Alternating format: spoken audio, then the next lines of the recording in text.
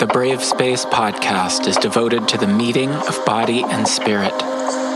In a culture of shared respect and love for the life force that moves through us, we move, feel, dance, breathe, touch, and sing in somatic ecstatic prayer.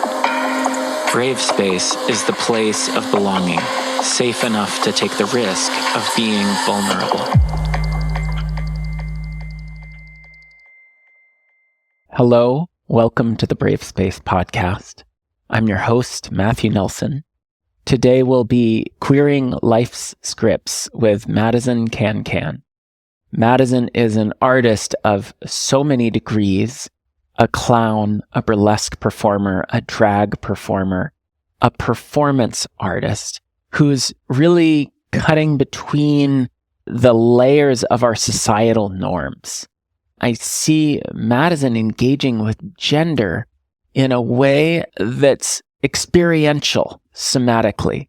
So this first principle I hold in Brave Space is really that the body's an experiment, that the way we can find out our internal experience, the somatic experience of reality, is by experimenting, by trying on different movements and noticing the sensations. Well, Madazon's done this with gender.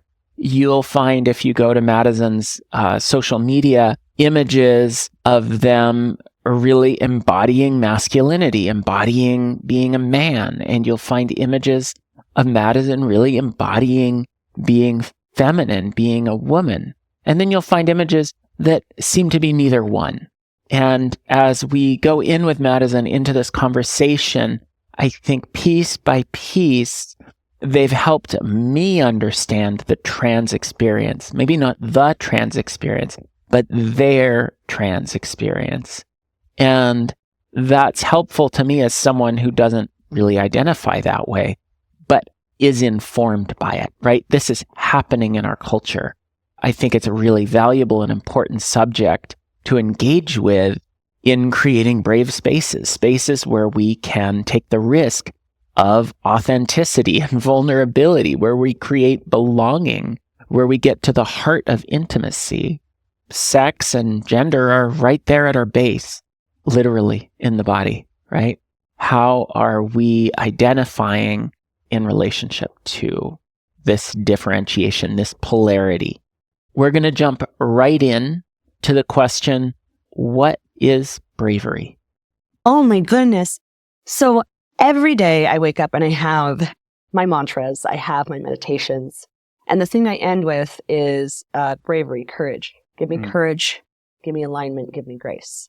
Give me courage, give me alignment, give me grace. So bravery and courage. It's knowing that you have no control over the outcome.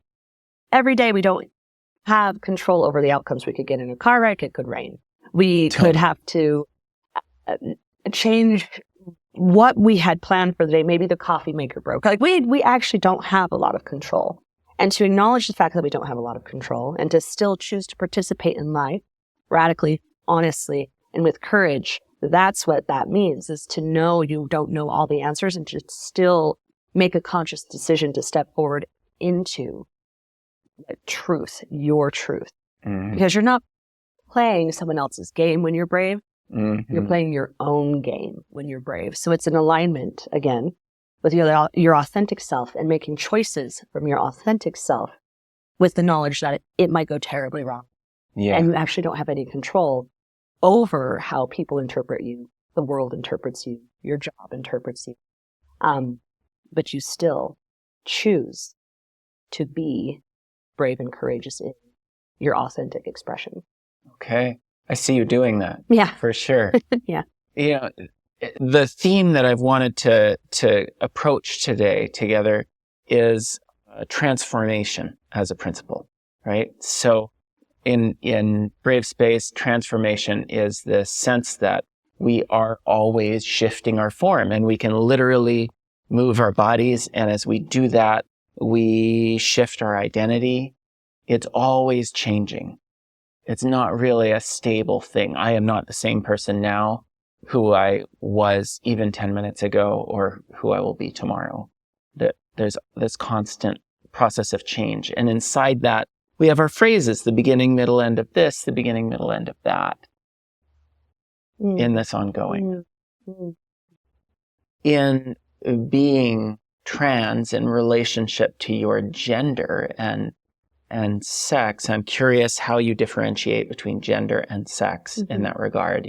There's various linguistic versions of that. I see you play where I've heard some people, go one direction with it. Oh, I was female, now I'm male, or I was male, cutting through the duality that way. You're unique in my world in that I've witnessed you be very fluid of like, in this moment, I'm going to be completely male. And in this moment, and I think as you do that, you're reflecting something that's happening in maybe all our inner worlds. I know that I recognize there are very masculine parts of me and very feminine parts of me, and sometimes one in the lead and sometimes another. You, in your ability to live it out front. And if you're watching, please check out Madazon's social media and so on. And we'll give those addresses, I guess, at the end. Yes. Because the pictures, the ways you're able to dress and present, just watching your facial expressions, it's incredible. So I'd love to hear you speak to what do you see trans as being, as a word, the linguistic aspect, the experience that you're bringing forth. I think that when I'm speaking to the trans experience, it's one person's experience. There's not a universal trans experience. And I think that with people who exist in the gender fluid spectrum, in the non-binary spectrum, under the trans umbrella, which houses all of these things that aren't male or female, but everything that could possibly be outside of the binary, that's the trans experience, is knowing that it's transforming, transfiguring, transmutational, transpersonal, right? There's more going on than male and female. And back to writing our own stories, performing our truths, not being housed by a narrative of academia, but inner truth and authenticity, and taking the risk to be seen as other, to be judged as other, to be feared as other. Trans is the other. And in the space of the other, we finally begin to understand that there are other ways to be beyond what we initially accept as reality. So in the trans experience, there's so much play. And I think of trans people often as shapeshifters because they give permission to not just themselves first, and then their closest community, and then the broader social sphere, to at once be aware of your authentic self and know that that authentic self can be a different self depending on where you're at in your journey, moment to moment, person to person, show to show. And a lot of trans people do want to move into the polar, right? Into the opposite from what they were assigned to female to male. But a lot of us exist in this space of being okay, not knowing and not having that solid stance. Yeah. And so that for me is really where the transfiguration of the self comes from, is not only the trans people who decide to match the binary. That's part of it too. But I think the real power of the trans community is in the journey and in highlighting the possibility of shift. And that shift doesn't mean death, doesn't mean despair, doesn't mean the ending of all things, but can actually lead to life, lead to joy, lead to happiness. The hard part with the trans experience is often it's not supported.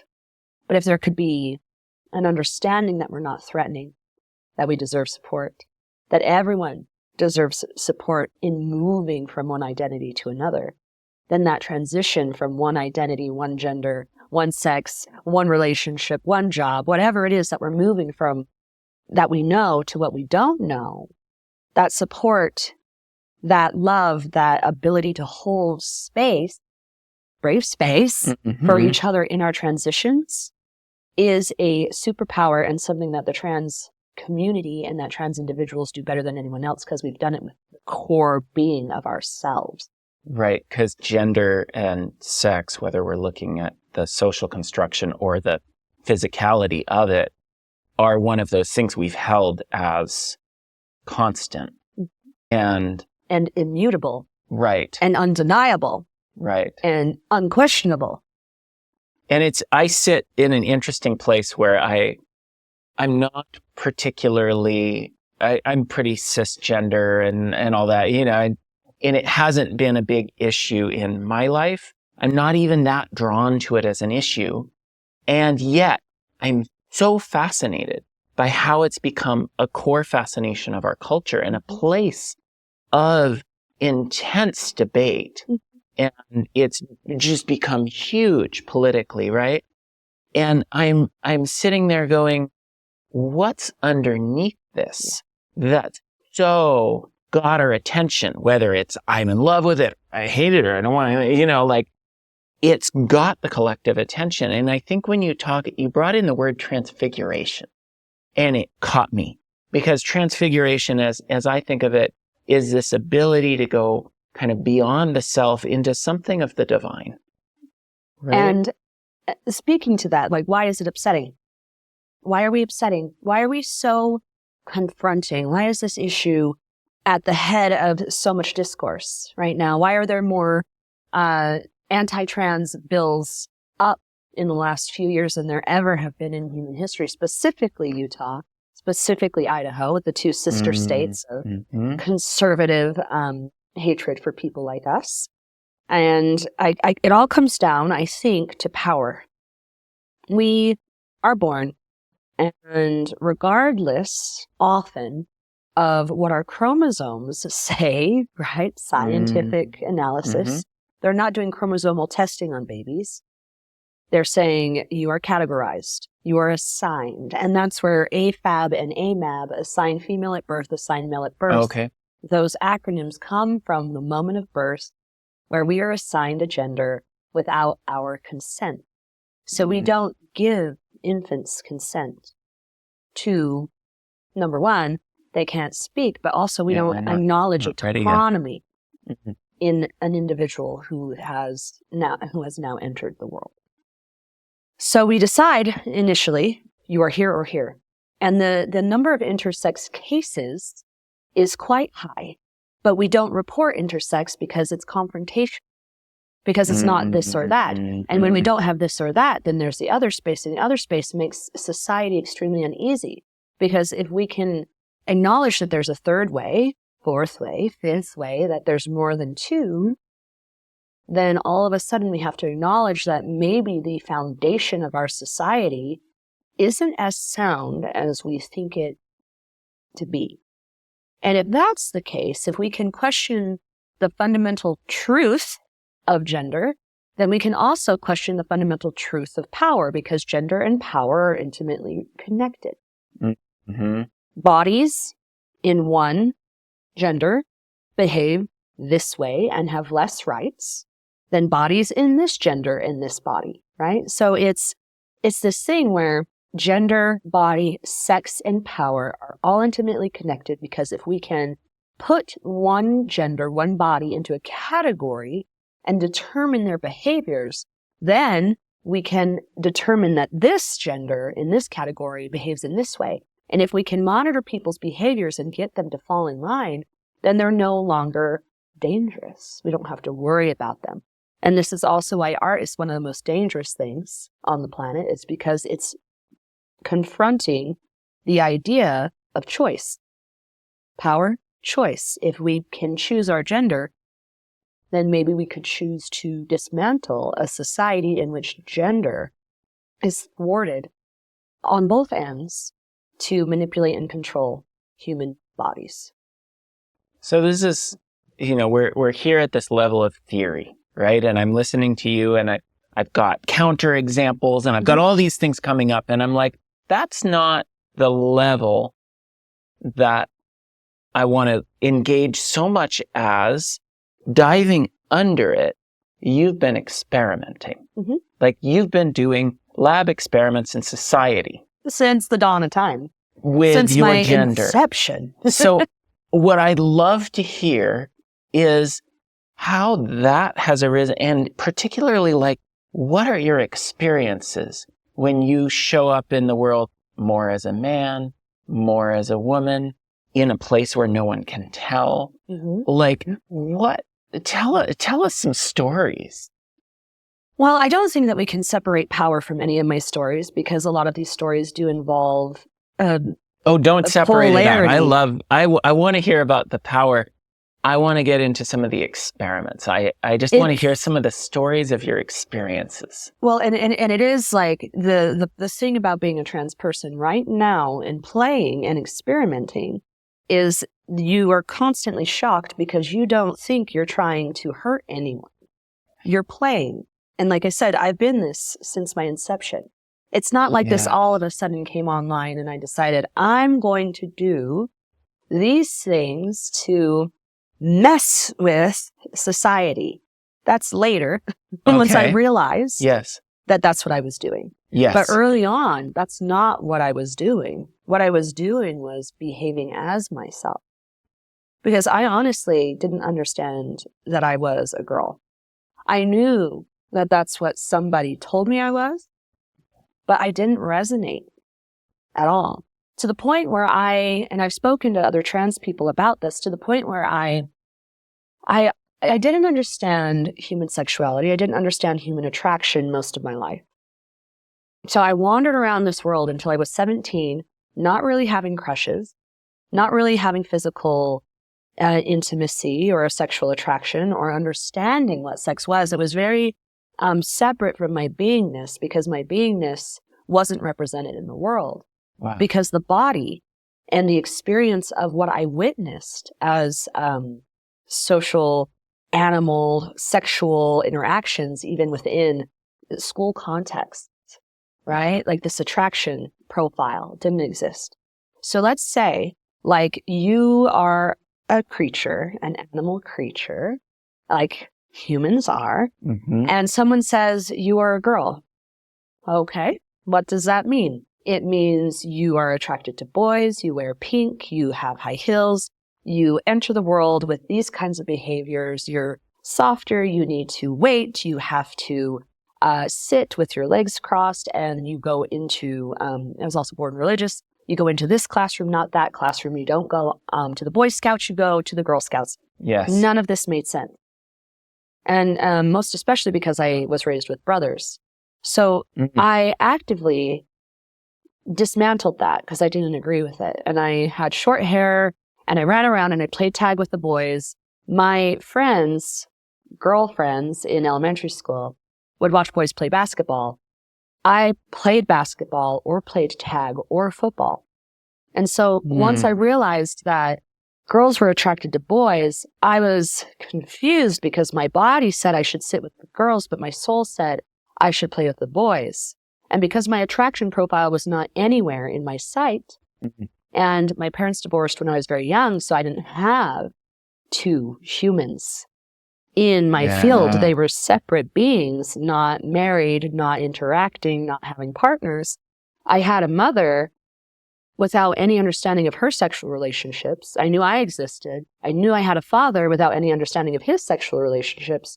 And then a social strata that said, you're a girl, so you're attracted to boys. But internally, I was a boy, not attracted to girls, but not understanding whether or not I could be attracted to boys. So my first love was at 17. We were best friends for 3 years. Took that long for me to realize I was attracted to her. And she told me, you're my boyfriend. You know that, right? Oh, beautiful. She saw me, and there was no trans language at this point. Yeah. There was the idea of transsexuals, and like transgender humans, but most of the time they were like feared, right? If you're a transsexual, like there's something monstrous about that. This was in the 90s. Right, with, I'm trying to remember the musical. Which one? Transsexual, Oh, What's Rocky it? Horror. Rocky Horror. Yes. Yeah. Yes. Yeah. So there's this idea that they're monsters, right? Right. And I really didn't even know what it meant. Right. You're in just the like, 90s when I cute. was like doing the lighting for it. It was a great story. I didn't. And I'm recognizing I still am just like, I'm here with you learning what it means. Mm-hmm. That's kind of what I feel like is happening, Mm-hmm. Mm-hmm. is trying to understand this transformation, right? Mm-hmm. That you're describing. It takes time. Yeah. And I think that, with my counterpart, my girlfriend at the time, recognizing me as boy, I just took it like, it was so nice, but I didn't take it seriously. Because once again, my kind weren't spoken about. Right. Especially in Utah. But as time went on, I became more aware that I was queer, and then I was no longer attracted to women. I was attracted to men. Why was I attracted to men? And I only wanted to be with men, but I didn't feel like the women, and I had a hard time being around feminine energy. But then I was invited to host feminine retreats. And I said, I'm not a woman. I'm non-binary. Like, I'm not necessarily in this. But then as I hosted feminine retreats, it became apparent to me I was masculine, the masculine holding the container for the femme to play. So the reason they invited me was these facilitators knew they needed a masculine energy, but because it existed in an assigned female at birth body, they could justify it in feminine space. But none of these women actually, felt me as a woman. That was the weird part. They're like, there's something different. I know you're the they, them. I know you're a they, them. I'm like, I am a human, not a they, them. I'm not a pronoun. I'm an experience. I'm a human. And that structure, that's why I kept getting invited back. There's just something about you in space. When you're in space, I feel something, there's just this balance. It's like, and so as time went on, and I began to get reflected back who I really was, and then performed more and more as a man, I realized that my drag was my burlesque. And that burlesque, dressing up as a femme with these feathers and this corsetry and these tights and these heels, that was my drag. Burlesque is just me being a drag queen. So that's what burlesque and drag are in relationship. To me, not to anyone else. Not to anyone else. Okay. Unless they identify as I do. Because when I'm dressed as a femme, that's drag. That's not my identity. That's a character. Yes. And then when I'm doing drag, where I'm a man, that's who I really am. So that's burlesque. Okay. Drag is dressing as the opposite of assigned at birth, in essence? And not always. Not always? These terms are fascinating. Well, that's the nuance of it. And the terms, of course, are coming from societal. Like, how do we categorize? We got to categorize. We got to binary it. We got to put it in two separate things. It has to be separate. And we're going, I today just started to understand as I was reflecting on this, or maybe it was with you the other day, why so much of the queer movement uses the triangle. Because we're breaking the dyad. There's the tension of opposites, and we break it going a third dimension. Correct. And so if we're going to look at it spatially, in the tensegrity of it, the tensional integrity, then that's where we get. Yes. It's the third. Yes. And even in relationship, anytime there's a third component to relationship, mother, father, child, all of a sudden, the depth of the relationship and the nuance and the complications and the ability to imagine something other happens. Yes. There's two, and then there's a whole two. But two can create an entirely new universe. And then three. And the three. And then if the three exists, that's an infinite. It and extends infinitely. There's no end. Because it continues. So with drag, there are drag kings, which are considered the masculine side of drag. And there are drag queens, which are considered the feminine side of drag. Okay. But then there's also drag things, and there's drag creatures, and there's drag that exists beyond any binary. So you can be assigned male at birth, but identify as a woman, but still do male drag. So you can bounce back and forth. You can take what you want and leave what you want. So often in my drag, I usually these days, I have my chest out still have my tits, have my dick, have a hat, have a face, have my mustache, have nails. And so it's a creaturely thing where you don't know what piece of what gender, what like association is coming in at what time. And so you're keeping the audience on their toes. Wow. Which is what I like to do. So you commented that I've never seen someone play with gender in the way that you do, because most people aren't brave enough to. Mm-hmm. They don't want to take the risk of being a, titted human with a mustache and nails that could potentially confuse others. And in that confusion, be thought of once again, back to the monster. So I think often you're vulnerable. Very. Put yourself in this place. Mm. And that's the bravery and the courage of it. Yeah. And I think often on monsters, so going back to Rocky Horror, very, very early underground representation of transness, queerness, radical sexuality, horror, fear, death, clownery with the white face at the end and the swimming and the bizarre nature of, is this a linear story? The story doesn't have a beginning, middle, and end. I'm waiting for some sort of storyline. Rocky Horror doesn't have a storyline because it's queer. And queerness inherently disrupts the storyline. So when we're looking at what society determines as your purpose in life, you being a human, you being a femme, you being a man, beginning, middle, and end, let's talk about it. There's a line. Here's the beginning, here's the end. You're born, you get married, you have children, you get a house, you have a job, death, taxes, you die. Linear. What queers do is say, oh, so I'm born, I'm not that. I'm this. Oh, but then I'm going to do this and I have 3 lovers. But maybe then I get married. But then I'm not here for marriage and I'm going to get a job over here. Oh, and then I'm going to come back here and decide that I'm a different person. Then I'm going to get medicalized. Maybe I didn't want that. I'm going to. Right. So we're able to, and this is when I teach movement practice, one of the most important things I teach is in the phrasing, noticing, there's this motion, then there's this motion. Each of these motions, noticing the phrasing. And so often what happens is if we're rolling on the ground and just feeling that, there's the putting ourselves in the place we're comfortable. Mm-hmm. Oh, I know this position.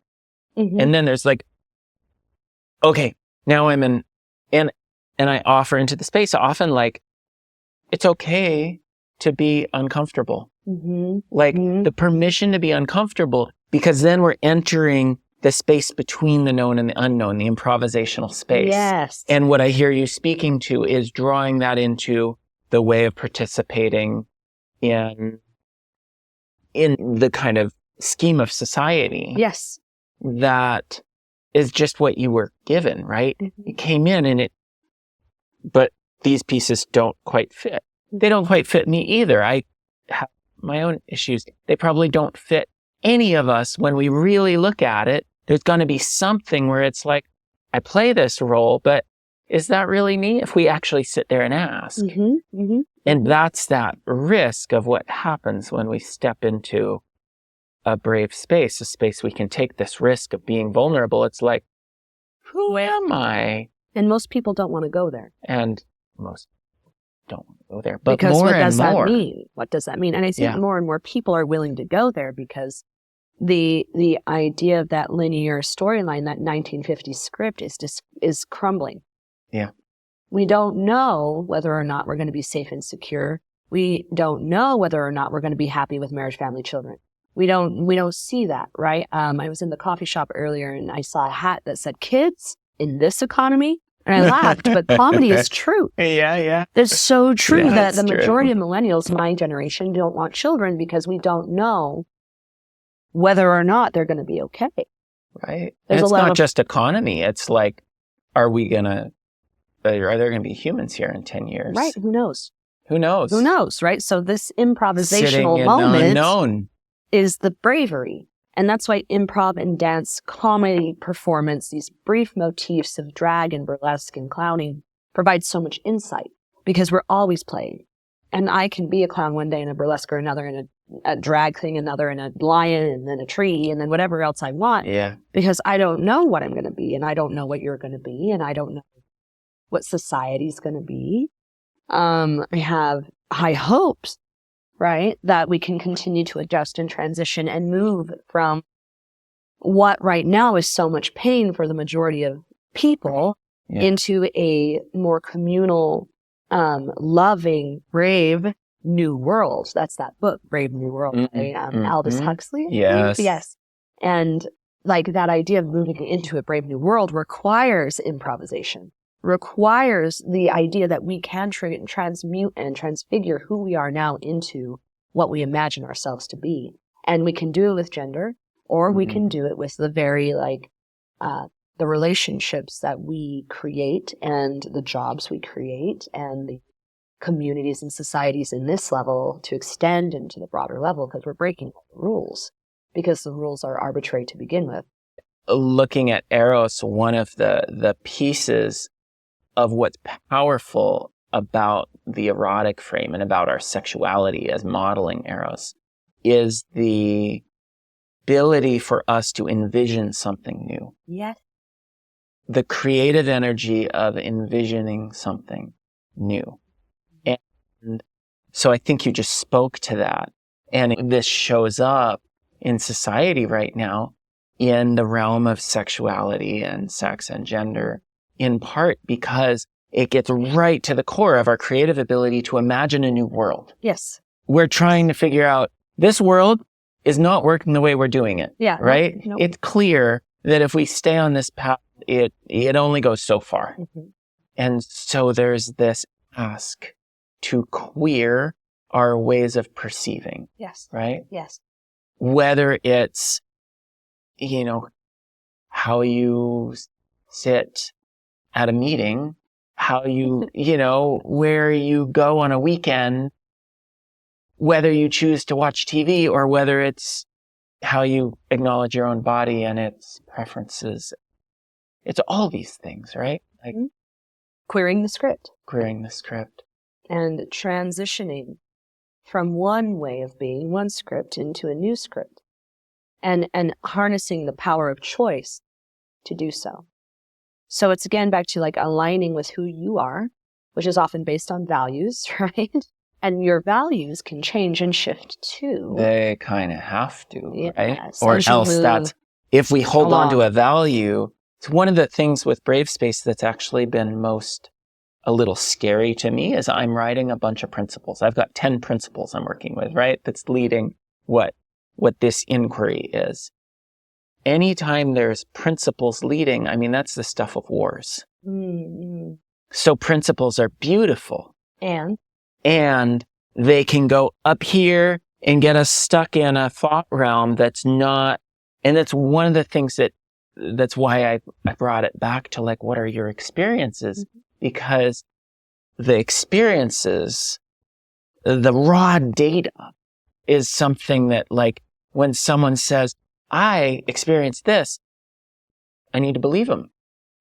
When someone comes in and says, we have this experience and this is how it should be and so on, I'm like, well, maybe, but what's like the experience that you have had? What's the experience I have had? When we speak from that, it's true because it's undebatable. Here's what I perceive. Unless you're lying, that's the actual perception. And lying can certainly happen. Lying happens, right? Especially if ego gets involved, defense gets involved, fear gets involved.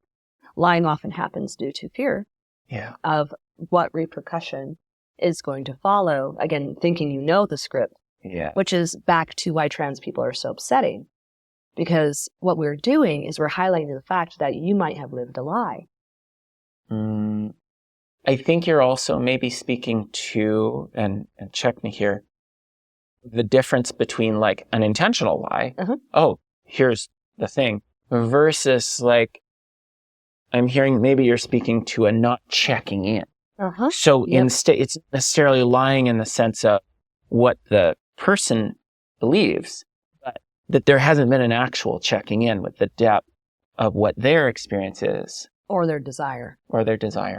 So that's what we do, right? Is a lot of societies, how dare you? How dare you confront the core of humanness, of reproduction, of what it means to be a responsible citizen in America. How dare you? And we say, well, we exist. It's our truth. This is the truth of us. It is not the truth. It is a truth. And the fact that there isn't the truth is extremely threatening to you. Bless you. I hope that you can come to terms with the fact that there are infinite truths, as many truths as there are people. But until you come to that understanding that there isn't just one truth, we will continue to be threatening and scary to you and monsters to you, because we're presenting the fact that your addiction to the binary, or your insistence of the truth, can exist alongside the existence of this truth. Because we show that there is a third one. And that's why it's terrifying. And why I say, like, we highlight the fact that maybe the fact that you think there is the truth, one story, one way of being, binary, linear, that we present the idea that could be a lie, because there's this evidence that something else exists. That's scary for people to come to terms with, right? So we're not inherently monstrous. We're not inherently threatening. And there's a bit of a story there about, the hurt of what that is to get placed in that position, right? And so it's the magnitude of that hurt is a lot to carry. And yes, to be villainized and to be the bad guy and to be the person that gets put in the box for whatever reason. There's throughout history, various peoples have been put in the box. Right. And it's just one of those moments where I was teaching school, and my principal said, the trans threat is real. And I was sitting in my seat like, that trans threat is me to you, for no other reason than simply existing in my truth. Again, and my truth is not the truth. Right. I can hold.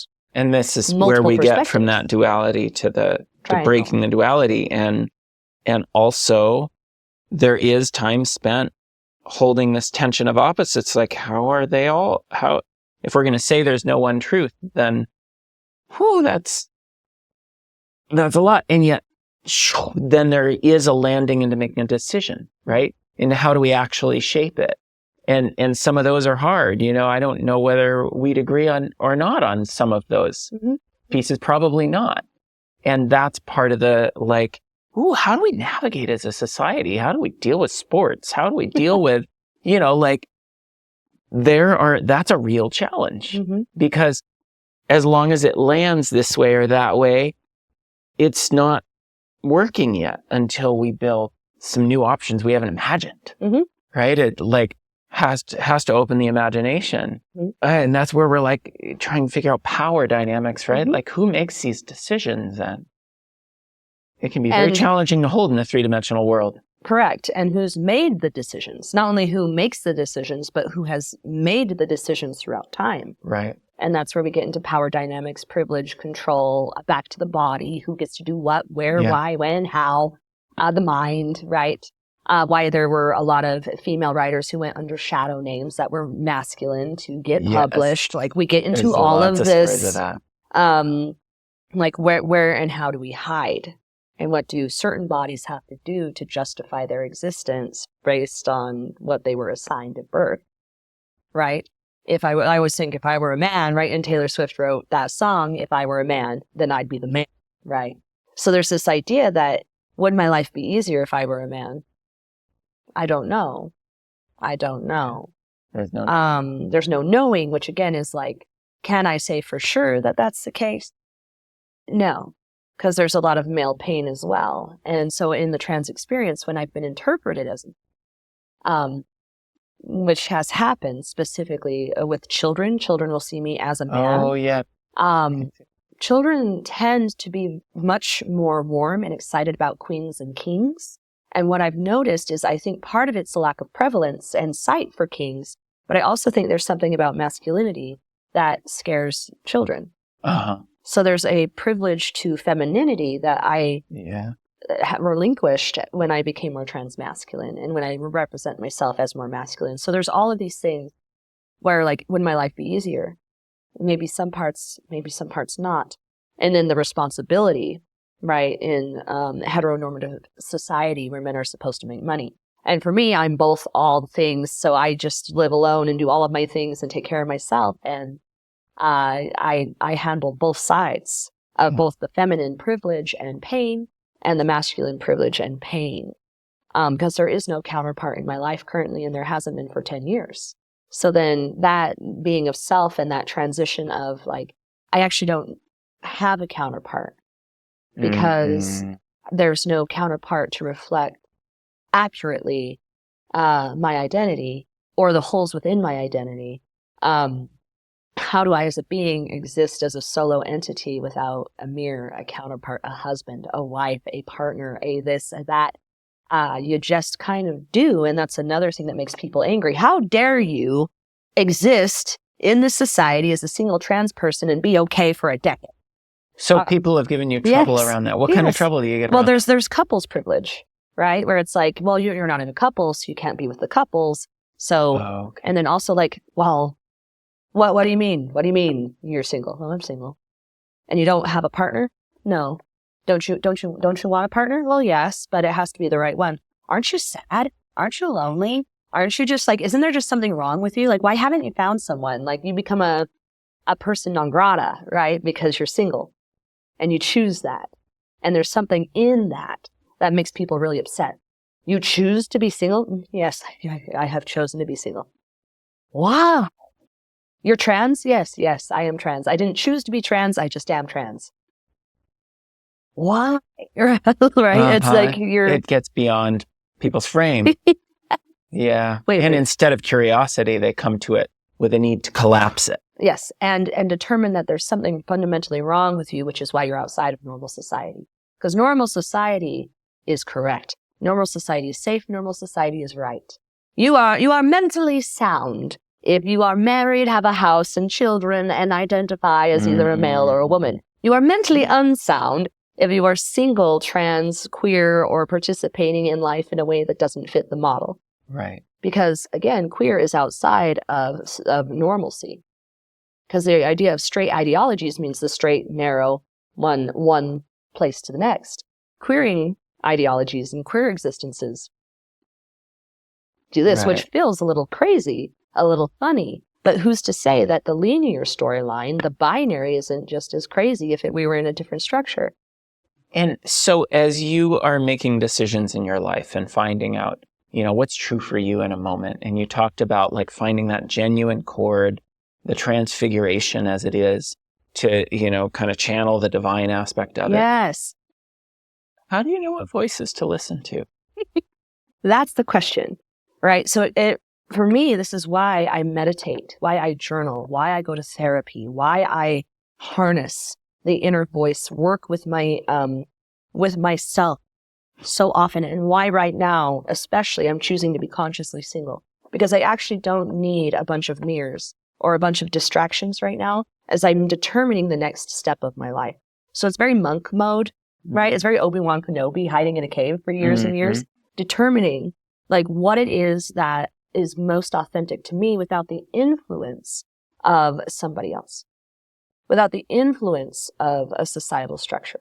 I choose this way of being. And honestly, solitude has taught me and has helped me reach a deeper relationship with the divine than I ever had when I was with somebody else.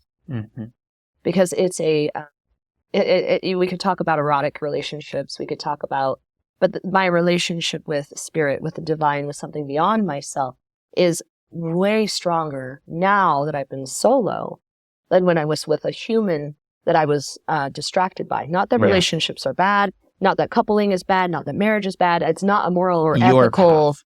Yes, it's not a moral or ethical standing of like, well, and it's the same thing for people with me.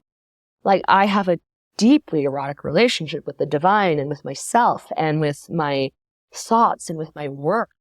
Yeah. I tell everyone, I'm like, if you do want to be in relationship with me, you need to understand that art is the number one muse.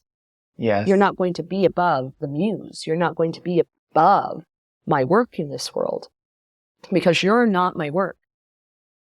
You're your own work. I'm my own work. And then we can participate in relationship together to do whatever that work is.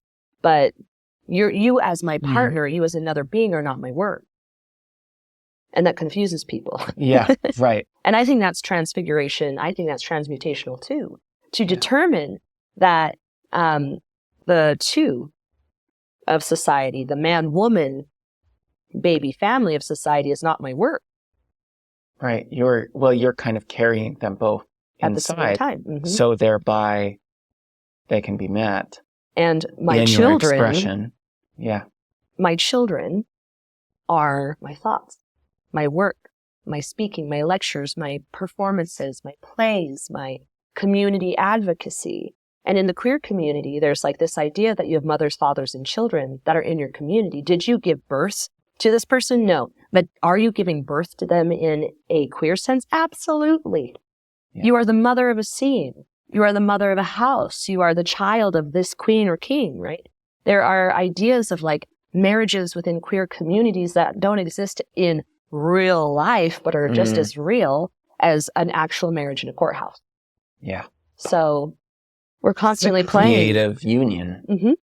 That then births whatever it is. I did a piece a while ago where I was covered in paint and naked, and I had like this canvas in front of me, and it said, "Can I make art? And I mean, can I just make art and not babies? Can I just make art and not babies?" That was my call to the universe of like, yes, I love relationship, but the point of my relationship with someone is not to have babies, and also not for them to become my work, for them to become my project. My partners cannot be my projects because the work I have to do is so much bigger than a one-person project.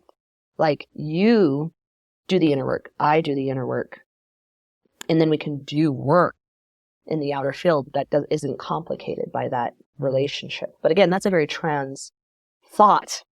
That you're not actually here to complete something, because you have both in yourself, and you have been both, right? Especially people who transfer from one to another, right? You have the experience of being assigned male at birth. That's not your identity, but you have that experience. And that experience is so painful, and not you, but you also have the experience of now being your true self. But because you weren't your true self, and you are now your true self, you have both of those experiences simultaneously, which means you have knowledge that the majority of mankind does not have. Most of us aren't asked to find those dynamics. No. I think for me, for whatever reason, I've also been drawn, and I don't identify as trans in any way. Or even I've played with, like, I guess I'm queer in some ways, but it's not important to me. It's not a part of how I identify. It's just that a lot of my expression in the world has been fairly feminine, right? Been dancing for, 27 years. And it's been a center of my life. And I've sat with, like, where's that coming from? And to some degree, I showed up at dance at times because it's where the pretty girls were, like that's certainly a piece of why I was doing it. But it wasn't to get them. It was the way that I might have even thought in my personality that that's part of what it was. But the truth of it was, in that experience, I could find a part of me. The mirror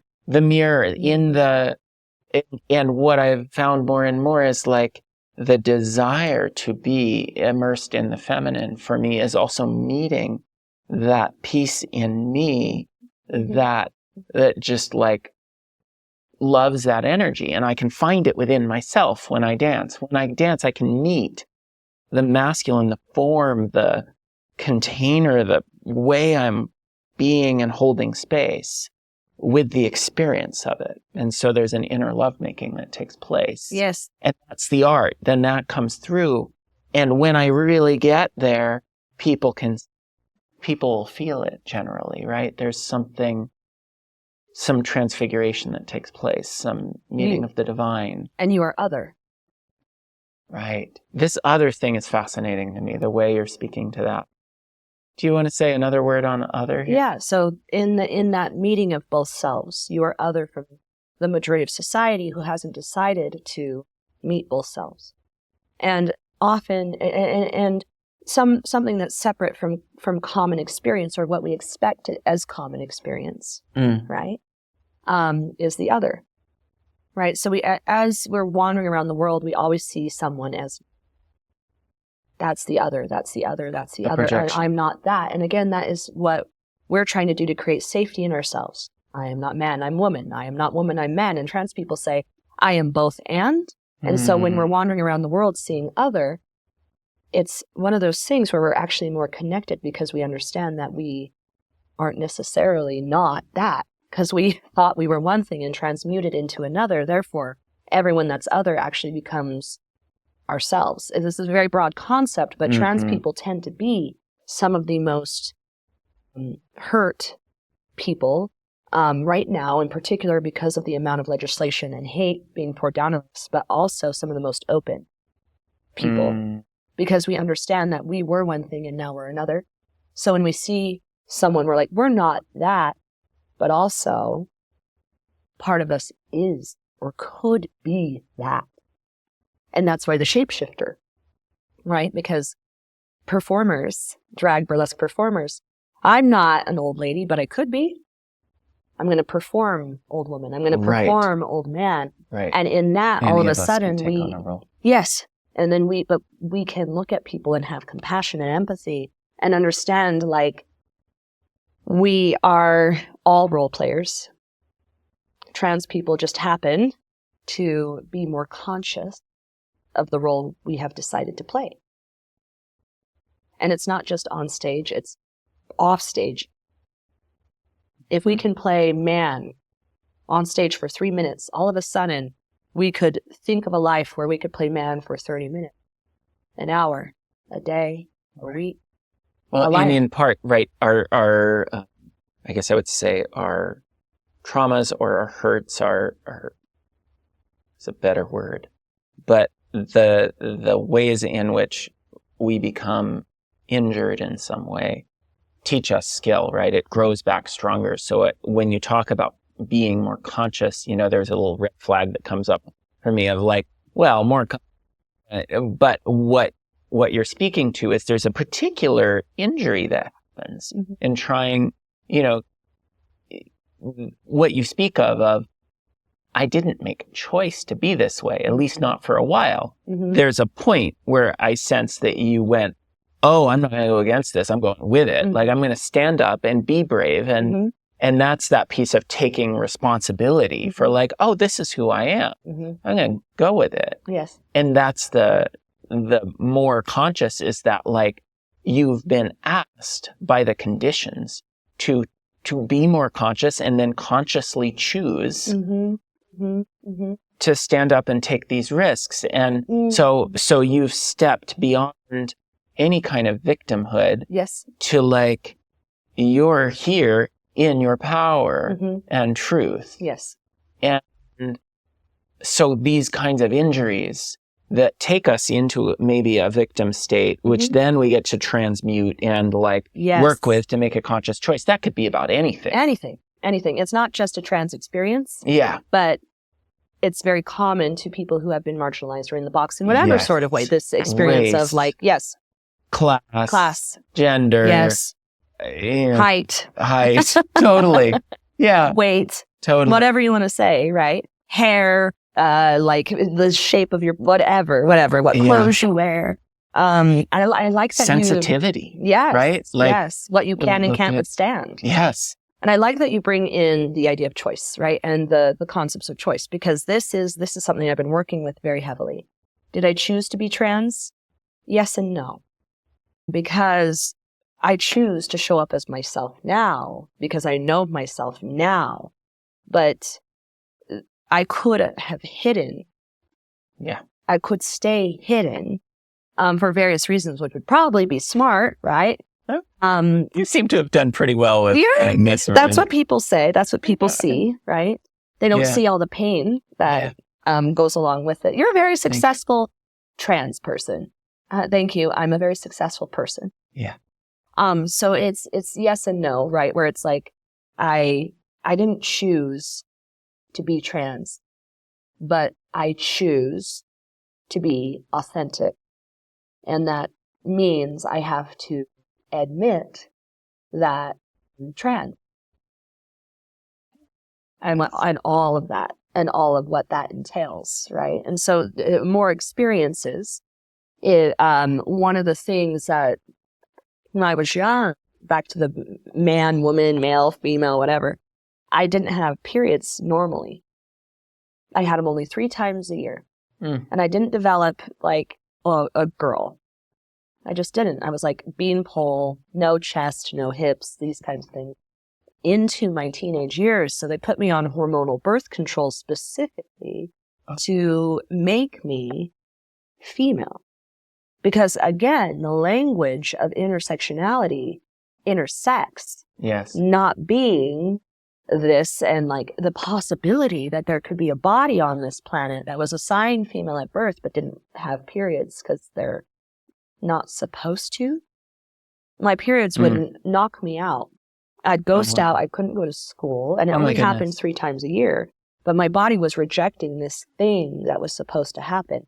So they put me on hormonal birth control, and they stayed on it until more people started speaking out about intersex, non-binary, trans identities. And I took myself off birth control, hormones. This was a medicalized hormonal program to turn me into a girl. Fascinating to hear with all the debate happening about the medical. Now it's like, well, it's always been this way. Always, but they didn't. It's not actually a new situation. No, and it's hormones within a pill, estrogen within a pill, which is how estrogen is administered to trans people who want to be feminine as well. So for me, it wasn't a choice because according to the medical system and my youth and all of these things and my parents, and I was 17, I wasn't an adult yet, this was what it meant to be a good girl. And so I did it for 10 years, got off of it. And then once I got off it, it's taken me about 6 years. I've been off it for 6 years, and I gained more muscle. I started feeling like myself again. I started having more facial hair. My periods have disappeared. Wow. Because my biology does not actually align with what the prescription of assigned female at birth biology aligns with. So beyond just like people experiencing me as like somewhere in between, the biology and energetic vibration of me does not adhere to estrogen. It is not that. And then they get confused by the facial hair and the voice. And this is another somatic research experiment that you've done. Yes. Like, and not entirely voluntarily. No. It's an important piece I'm getting right now. But of like being on the hormones, getting off them, and like your physical nature, your body in figuring it out has gone to all these places. And some of it's at the research of you making a decision, and some of it's like just what's handed to you, being in the body and being in these conditions of society. And that's the conditioning, right? And back to choice. As a 17-year-old person who was institutionalized in religion to believe that there were only 2 with no access to other trans people, most specifically, no access to trans masculine people in an environment and a family that would disown me, cause me to be homeless, or have any kind of other physical, emotional, spiritual repercussions, which we don't necessarily need to get into, but knowing that my life, if I were to choose to not be what they wanted me to be, my life felt like it was threatened at every turn, my entire life. So I couldn't make the choice without knowing that that choice would lead to certain death. Yes. And hence becoming ever more comfortable with the death of identity from one moment to another. Yes, because death, knowing that my family, which they have now disowned me, knowing that my family would have disowned me at 17, I did get kicked out at 17 as well. That's another story. All of that, the threat of death became less scary the more I faced death after death after death. Death of the family, death of my identity, death of my sexuality, having a girlfriend, not a boyfriend, losing my religion, moving out and then having to run my life since I was 17 as this person and survive and thrive and own things, and now like finally fight to have a position at a university where I don't have to hide in the gender studies department. It just feels like it's all very like perfect and tragic. Would I have chosen this? I don't know. Yeah. Am I choosing it now? Yes. But I wouldn't have chosen that path. Yeah. Because it was, again, society handed me a certain path.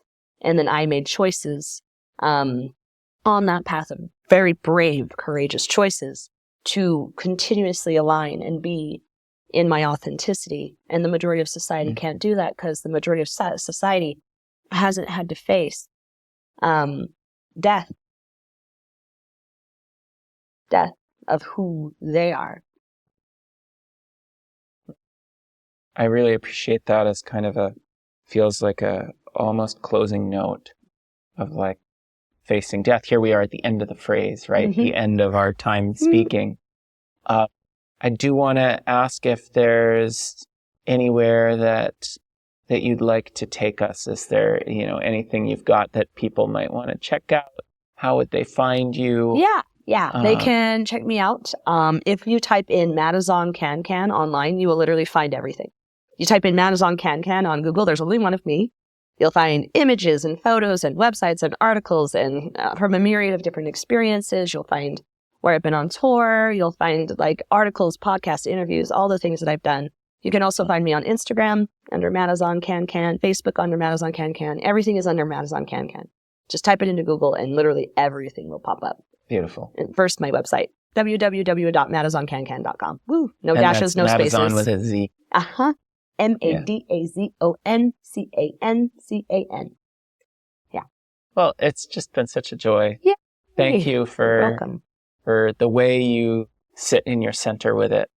And it's taken a long time. Yeah. Yeah. Bravely standing. You gotta.